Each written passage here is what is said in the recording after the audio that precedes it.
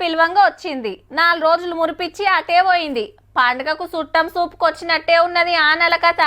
చిత్రమేందంటే మీది బాజుకు పడ్డ ఆనలతోటి మన ప్రాజెక్టులు నిండినాయి, గేట్లు ఎత్తిండ్రు కానీ ఇంకా ఊర్లల్లో చెర్లు కుంటలైతే నిండలేదంతటా. 4 రోజులు అట్లనే పడితే ఈ పాటికే నిండునేమో. ఇంతల్నే ఫోన్ చేసి పిలిచినట్టే మళ్ళా అటు దిక్కే ఉరికింది.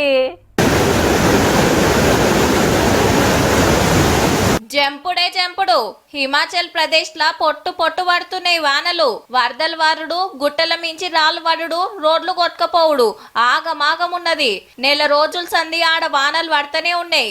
అస్సలు గెరివిస్తలేదు. 100 ఇండ్లు కూలినాయి, 1000 ఎకరాల పంటలాగమైనాయి, 1000 మంది రోడ్డున పడ్డరు. వరదల్ల జిక్కి 100 మందికి మీదనే కాలం చేసిండ్రు. ఎడారి రాష్ట్రం రాజస్థాన్ లో సుతా చిన్నగా పడతలేవు.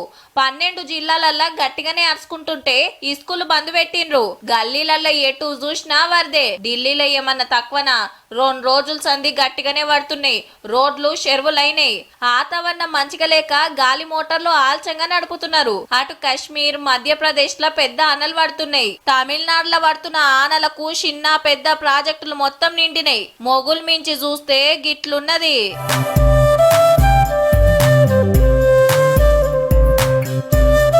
కేరళలో సుతా అరుచుకుంటున్నాయి గాని మన తాన మాత్రం చిత్రం ఉన్నది పో.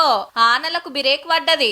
ఊర్లల్లో షిన్కు లేదు. పట్నంలో 2 రోజులు గెరివిచ్చి నిన్ని అలా పొద్దుముఖంగా వచ్చిపోతుంది. ఇండ్లకు పోయే టైంలా ట్రాఫిక్ తిప్పలు తప్పుతలేవు. గదేదో ఊర్లల్లో పడ్డా మంచిగుండు.